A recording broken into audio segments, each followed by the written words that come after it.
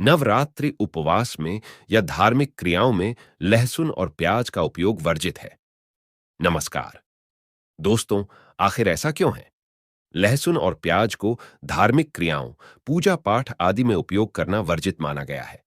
ऐसा क्या कारण है कि इतनी उपयोगी चीज जो प्राकृतिक ने ही हमें प्रदान की है और जिसमें हमारे शरीर के लिए बहुत ही आवश्यक तत्व पाए जाते हैं, जो हमारे शरीर को कई भयंकर जानलेवा बीमारियों से भी बचाते हैं और खाना बनाने में इस्तेमाल करने की सलाह भी दी जाती है। जब प्रकृति ने किसी भी चीज को यूं ही नहीं बनाया है, तो फिर क्यों हिंदू धर्म में इसका सेवन करना वर्जित है?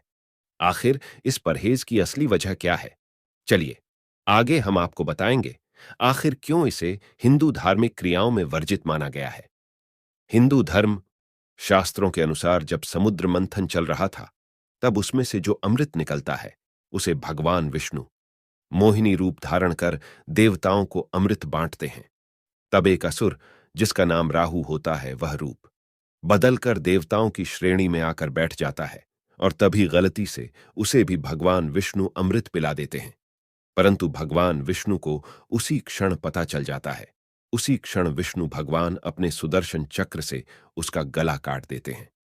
परंतु जब तक अमृत की कुछ बूंदें असुर के मुंह तक जा चुकी होती है, लेकिन गले से नीचे नहीं उतर पाती और शरीर में अमृत नहीं पहुंच पाने के कारण शरीर वहीं नष्ट हो गया, परंतु सर अमर हो गया। जब भगवान विष्णु उस असुर का सर काट देते हैं, तब खून की कुछ बूंदें अमृत के साथ मिल नीचे जमीन पर गिरती है, जिसके कारण उस स्थान पर प्याज और लहसुन की उत्पत्ति होती है, जो कि प्याज और लहसुन अमृत की बूंदों के साथ मिलकर बना है। इसलिए इनमें भयंकर रोगों से लड़ने के गुण मौजूद होते हैं, लेकिन इसमें राक्षसों का खून होने के कारण इनमें से तेज गंध आती है एवं इन्हें पूजा पाठ के दौरान अपवित्र माना जाता है और देवी देवताओं को भी नहीं चढ़ाया जाता। इसीलिए पौराणिक काल से ही ब्राह्मण प्याज और लहसुन का इस्तेमाल कभी नहीं करते। कुछ ब्राह्मण तो ऐसे हैं जिन्हें यह तक नहीं पता कि प्याज और लहसुन का स्वाद कैसा होता है।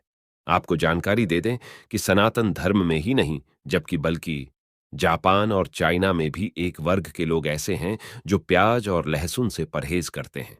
आयुर्वेद एवं शास्त्रों के अनुसार हमें जो भी भोजन खाना चाहिए वह सात्विक होना चाहिए, क्योंकि भोजन का हमारे जीवन में बहुत बड़ा महत्व होता है। इसका हमारे मन पर सीधा असर पड़ता है। बड़े बूढ़ों ने कहा है कि जैसा अन्न वैसा मन और जैसा आहार वैसा ही हमारा व्यवहार होगा। आयुर्वेद के अनुसार खाद्य पदार्थों को 3 श्रेणियों में बांटा गया है: सात्विक, तामसिक और राजसिक। सात्विक भोजन में दूध, घी, आटा, चावल, मूंग, लौकी आदि जैसे पदार्थ आते हैं। इस प्रकार के भोजन में शांति, संयम और पवित्रता जैसी भावनाओं को बढ़ाने की शक्ति होती है। वहीं राजसिक भोजन के अंतर्गत तीखे, खट्टे, चटपटे और मीठे पदार्थ, मिठाइयां आदि आते हैं। इस प्रकार के भोजन से हमारे अंदर खुशी जैसी भावनाओं की उत्पन्न करने की शक्ति होती है, जबकि तामसिक भोजन के अंतर्गत लहसुन, प्याज, मांस, मछली और अंडे जैसे खाद्य पदार्थ शामिल होते हैं।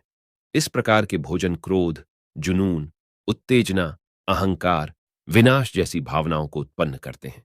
लहसुन और प्याज को आयुर्वेद में तामसिक भोजन में रखा गया है।